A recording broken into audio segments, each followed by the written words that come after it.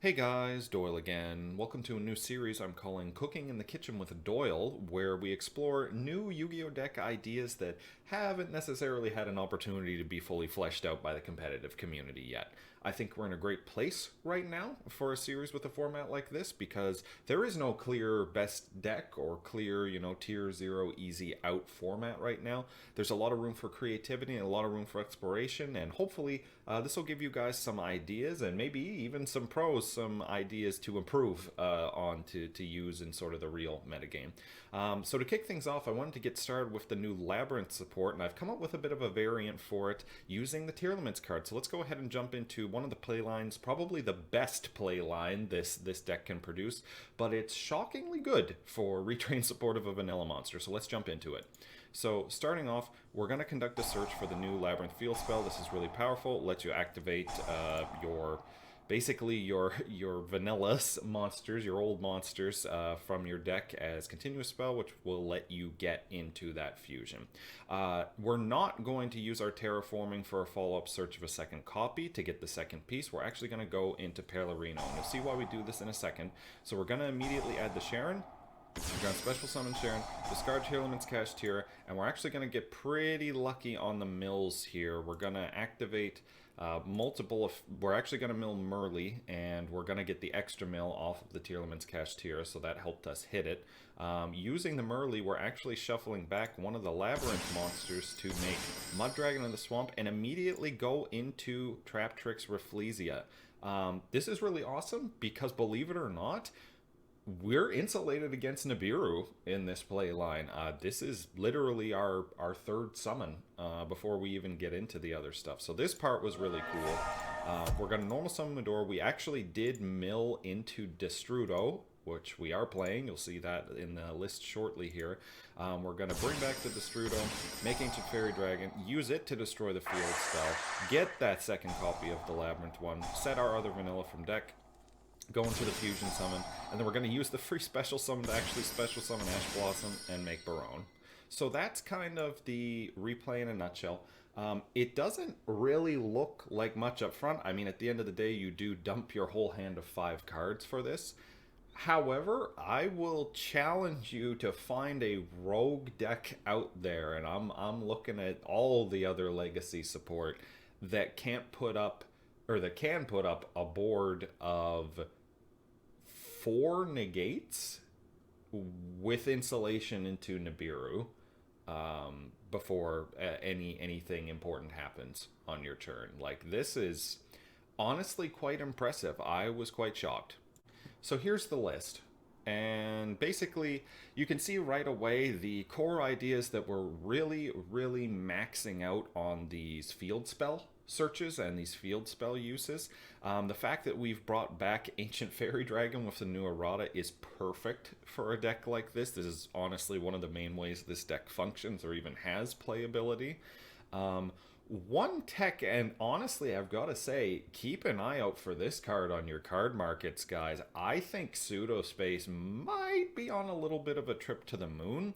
Come to find out, part of a component of the Labyrinth Wall Shadow Field spell that I actually thought was a little bit of almost a nerf to the card, where they made it so you had to manually activate it to set from deck to hand, not a on activation of the field spell. Come to find out, that's actually a little bit of a buff. Psuedo Space can actually banish any copies of Labyrinth Wall Shadow you mill from your deck to the grave, which in this version, we're milling with Tearlaments Cashier, we're milling with all the tier names, we're milling with the Ishizu support cards. We have a lot of opportunities to mill in this deck.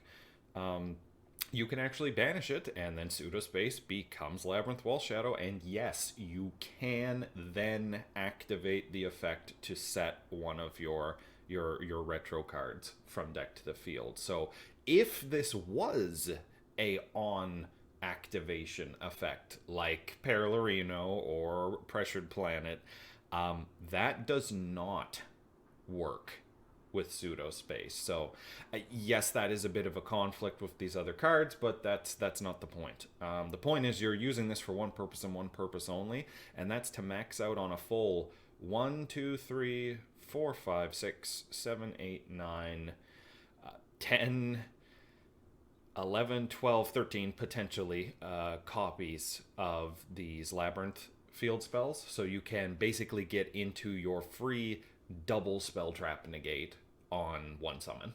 That having access to that as a tool for a deck like this and being able to end on a board with multiple negates and potentially play around cards like Nibiru is really cool. Really cool. Do I think this is going to be the final version of the deck that everybody's going to use in competitive? Absolutely not. Do I think this deck is even competitive, potentially? Honestly, I don't know how much higher the power level would go for a deck like this. I'm sure somebody out there who's smarter and more creative than me might be able to, put together some cool ideas around it.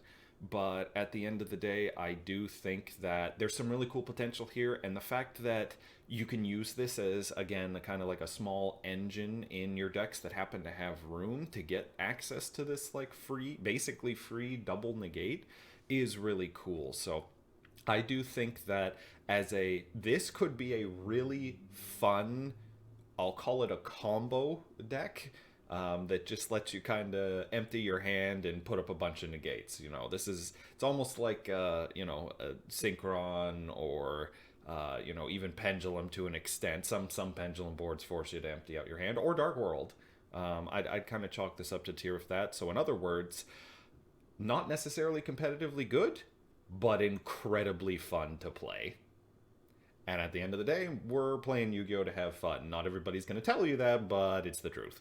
So, just something to think about. But speaking of that, what do you guys think about this? Is this cool? Do you guys like this kind of idea? And if you have any suggestions, let me know. I'd love to see maybe about revisiting a list for a deck like this in the future, or even trying out with other variants and other kind of sub-engines to see if we can make it work. But that's all for me. Don't forget to like, comment, subscribe, hit the notification bell for more awesome content like this, and I will see you guys in the next video. Thanks, guys. Have a good one. Bye.